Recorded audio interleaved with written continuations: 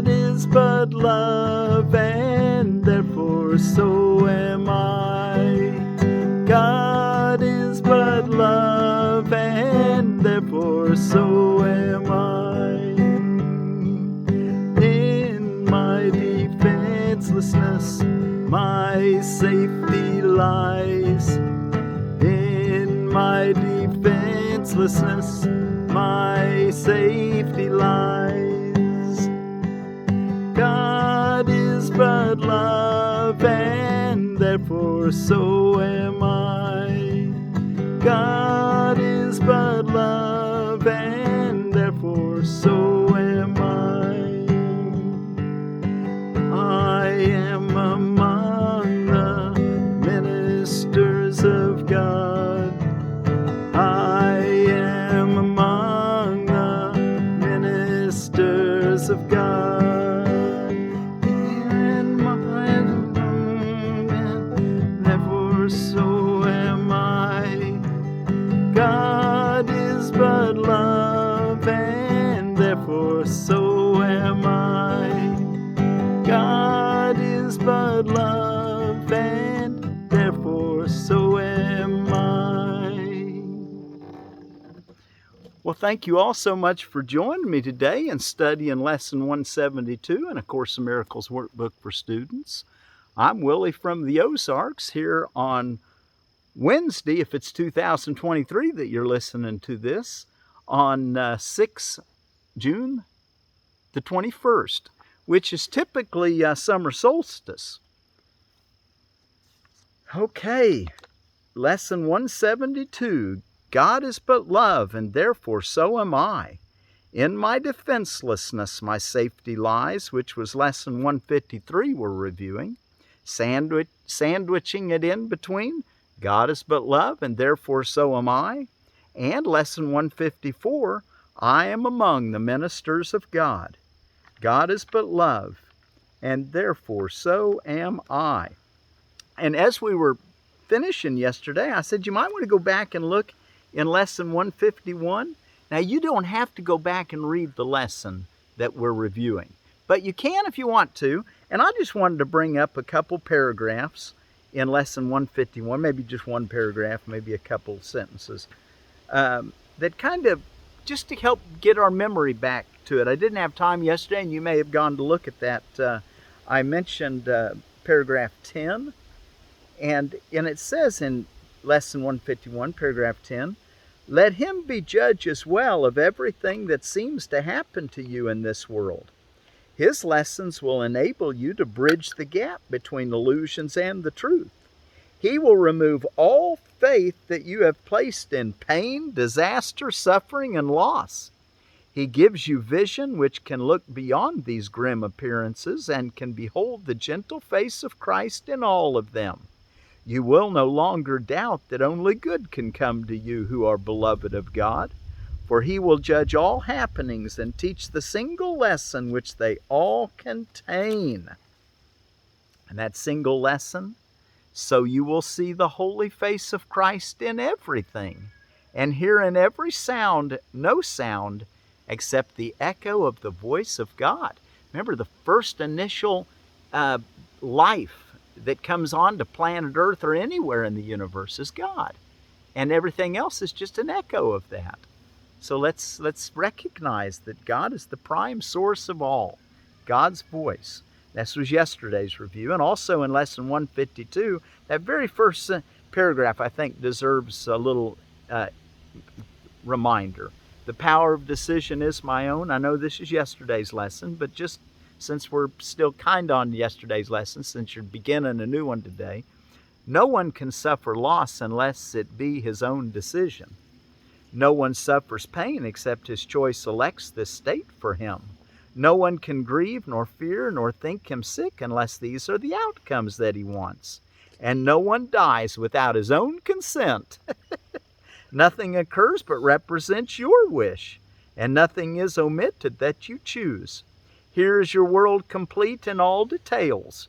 Here is its whole reality for you, and it is only here salvation is. And then down in paragraph 3, that was paragraph 1, it says, Salvation is the recognition that the truth is true and nothing else is true. This you have heard before, but may not yet accept both parts of it. Without the first, the second has no meaning, but without the second is the first no longer truth, or no longer true. Truth cannot have an opposite. This cannot be too often said and thought about. Just like God cannot have an opposite, and God is truth, or God is love. Same thing. There can't be an opposite to what is all-encompassing, which is God, or truth, or love. And one last paragraph in Lesson 152. We lay aside the arrogance which says that we are sinners, guilty and afraid, ashamed of what we are, and we lift our hearts in true humility instead to Him who has created us immaculate, like to Himself in power and in love. The power of decision is our own, and we accept of Him that which we are and humbly recognize the Son of God. And then today's lesson, 153, in my defenselessness my safety lies. Let's look at paragraph 5 in lesson 153. You do not realize what you have done to sabotage the holy peace of God by your defensiveness. For you behold the Son of God as but a victim to attack by fantasies, by dreams, and by illusions He has made. Yet helpless He is in their presence, needful only of defense by still more fantasies and dreams, by which illusions of His safety comfort Him. Defenselessness is strength. It testifies to the recognition of the Christ in you. So let's just recognize our invulnerability so we don't have to use defenses. And then in lesson 154, I am among the ministers of God. Let's look at paragraphs 7 and 8. An earthly messenger fulfills his role by giving all the messages away. The messages of God perform their part by their The messengers of God perform their part by their acceptance of His messages as for themselves, and show they understand the messages by giving them away. They choose no rules that are not given them by His authority, and so they gain by every message which they give. Would you receive the messages of God? For thus do you become His messengers. You are appointed now. You are a minister of God now. And yet you wait to give the messages you have received, and so you do not know that they are yours and do not recognize them. No one can receive and understand he has received until he gives. For in the giving is his own acceptance of what he received. I kind of look at it like we're so excited about it that we just got to spill over and share it. Okay, so our lesson today is our review of those two, 153 and 154. God is but love, and therefore so am I. In my defenselessness my safety lies.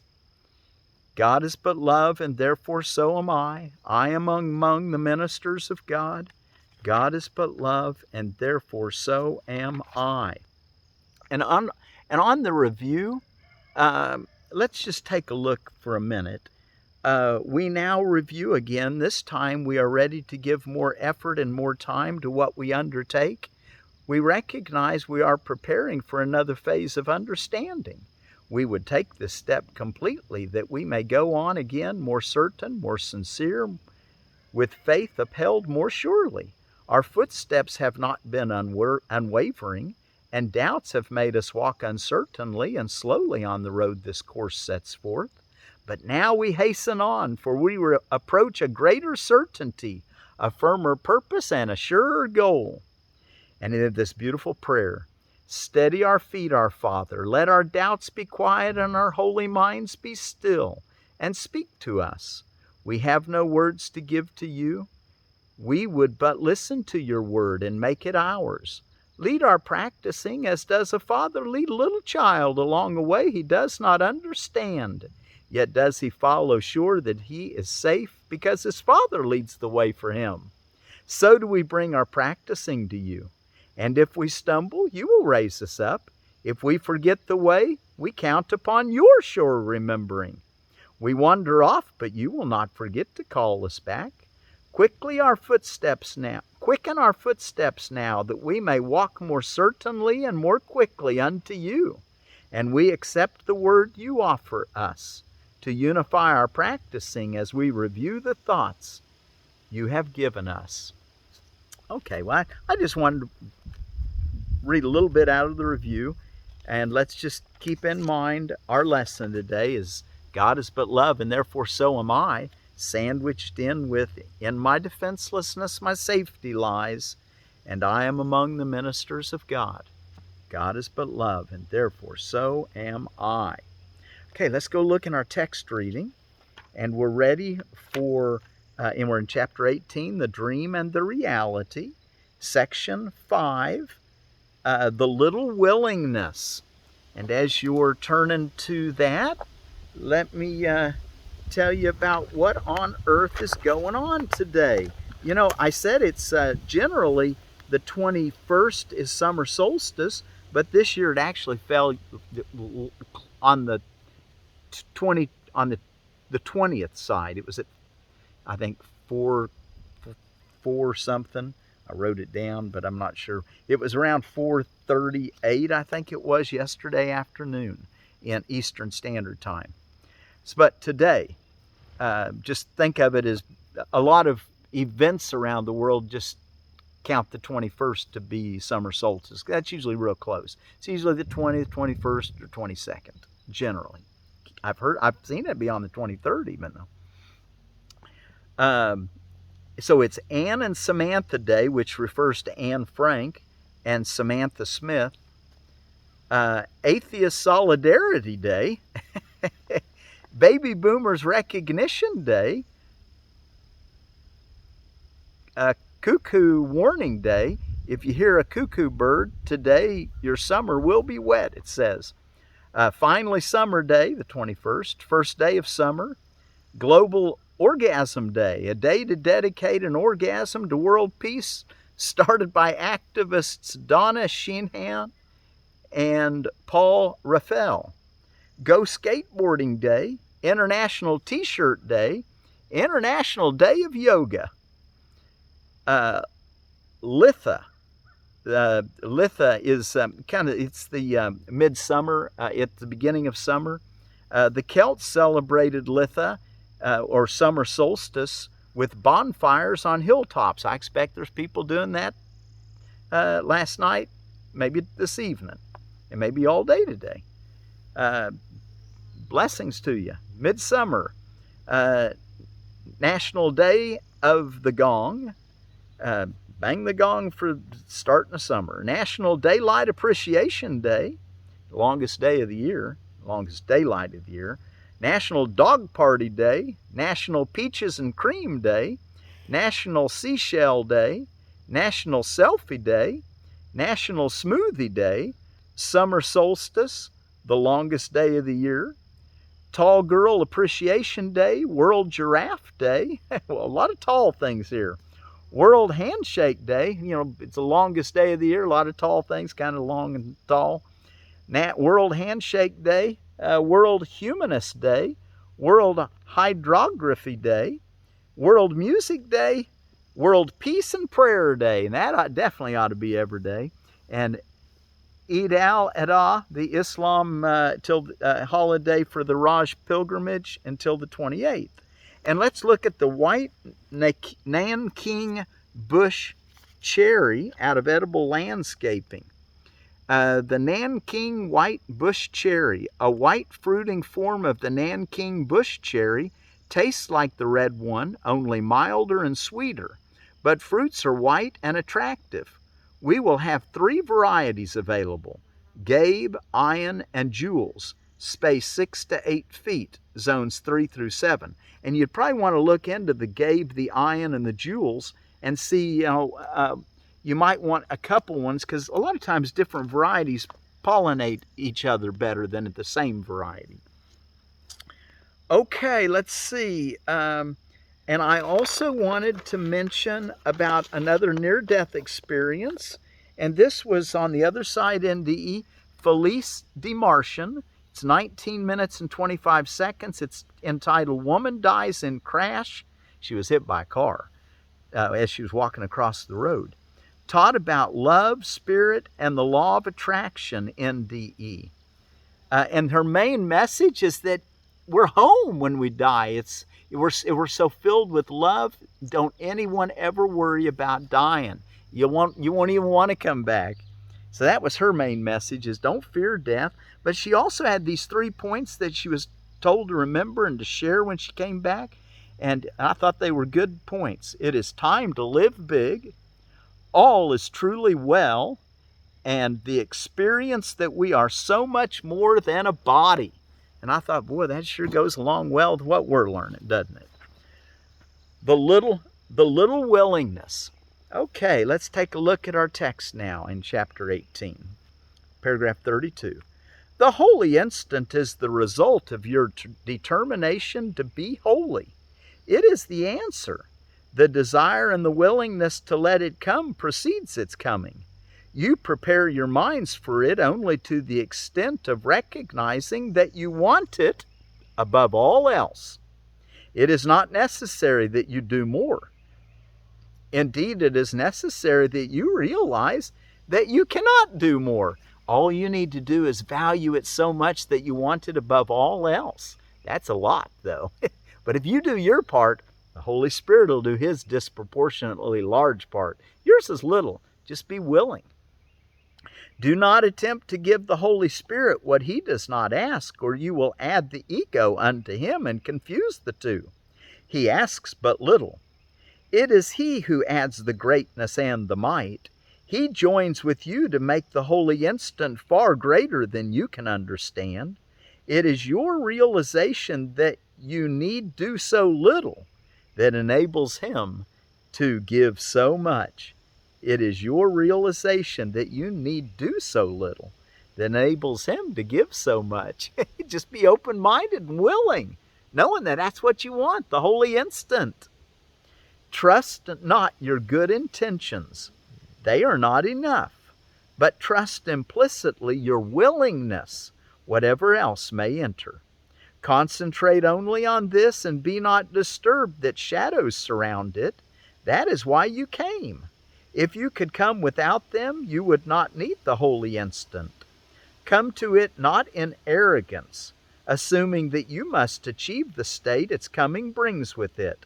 The miracle of the holy instant lies in your willingness to let it be what it is. And in your willingness for this lies also your acceptance of yourself as you were meant to be. 34. Humility will never ask that you remain content with littleness. Wow, isn't that something?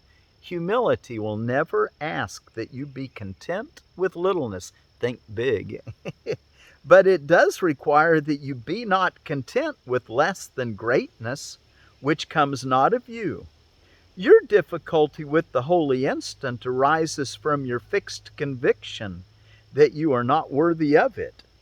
And what is this but the determination to be as you would make yourself? God did not create His dwelling place unworthy of Him. If you believe He cannot enter where He wills to be, you must be interfering with His will. You do not need the strength of willingness to come from you, but only from His will. 35. The holy instant does not come from your little willingness alone. It is always the result of your small willingness combined with His unlimited power with the unlimited power of God's will. The holy instant does not come from your little willingness alone. It is always the result of your small willingness combined with the unlimited power of God's will. You have been wrong in thinking that it is needful to prepare yourself for Him. It is impossible to make arrogant preparations for holiness and not believe that it is up to you to establish the conditions for peace. God has established them, not you. They do not wait upon your willingness for what they are. Your willingness is needed only to make it possible to teach you what they are. If you maintain you are unworthy of learning this, you are interfering with the lesson by believing that you make the learner different. You did not make the learner, nor can you make him different. Would you first make a miracle yourself and then expect one to be made for you?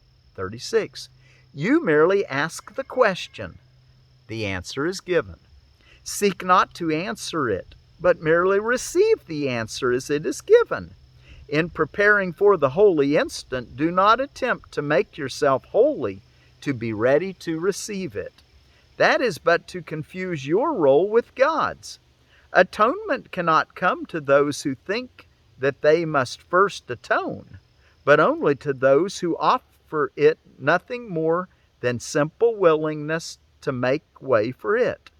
Purification of God alone, and their purification is of God alone. And therefore for you, rather than seek to prepare yourself for Him, try to think thus: I who am host to God am worthy of Him. He who establishes His dwelling place in me created it as He would have it be. And it is not needful that I make it ready for Him, but only that I do not interfere with His plan to restore to me my own awareness of my readiness, which is eternal. I need add nothing to His plan, but to receive it, I must be willing not to substitute my own in place of it. And that is all. And we'll sing that little part at the end here. Add more and more, and you will merely take away the little that is asked. Remember, you made guilt, and that your plan for the escape from guilt has been to bring atonement to it and make salvation fearful. And it is only fear that you will add if you prepare yourself for love. The preparation for the holy instant belongs to Him who gives it. Release yourself to Him whose function is release. Do not assume His function for Him. Give Him but what He asks, that you may learn how little is your part and how great is His. It is this that makes the holy instant so easy and so natural. You make it difficult because you insist there must be more than you need do.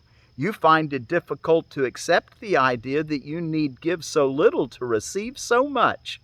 And it is very hard for you to realize that it is not personally insulting that your contribution of the Holy Spirit, that your contribution and the Holy Spirit's are so extremely disproportionate. You are still convinced your understanding is a powerful contribution to the truth and makes it what it is. Yet we have emphasized that you need understand nothing. Salvation is easy because it asks nothing that you cannot give right now. The last paragraph, 40, forget not that it has been your decision to make everything that is natural and easy for you impossible. What you believe to be impossible will be if God so wills it. What you believe to be impossible will be if God so wills it, but you will remain quite unaware of it. If you believe the holy instant is difficult for you, it is because you have become the arbiter of what is possible and remain unwilling to give place to one who knows. The whole belief in orders of difficulty and miracles is centered on this. Everything God wills is not only possible, but has already happened. And that is why the past has gone. It never happened in reality. Only in your minds, which thought that it did, is its undoing needful. Okay, then let's go take a look now at our lesson again. God is but love, and therefore so am I. In my defenselessness my safety lies. God is but love, and therefore so am I. I am among the ministers of God. Say it. God is but love, and therefore so am I. Tell yourself that often today. And 2 longer periods, morning and evening, and then every hour of the day. Remind yourself. God is but love, and therefore so am I. Into His defenselessness my safety lies. In my defenselessness my safety lies. God is but love, and therefore so am I. God is but love, and therefore so am I. I am among the ministers of God. I am among the ministers of God. God is but love, and therefore so am I. God is but love, and therefore so am I. I who am a host to God am worthy of Him. I who am a host to God am worthy of Him. He who has established His dwelling place in me, created it as He would have it be. It is not needful that I make it ready from Him. It is not needful that I make it ready for Him, but only that I do not interfere with His plan to restore it by my own awareness of readiness.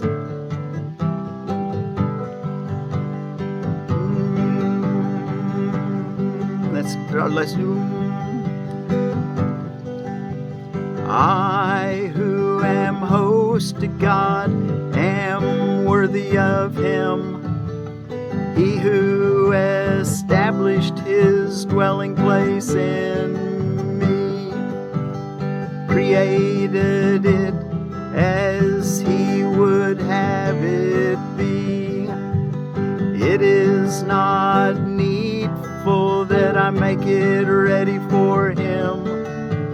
It is not needful that I make it ready for Him, but only that I do not interfere with His plan to restore to me my own awareness of readiness, which is eternal. I need add nothing to His plan but to receive it.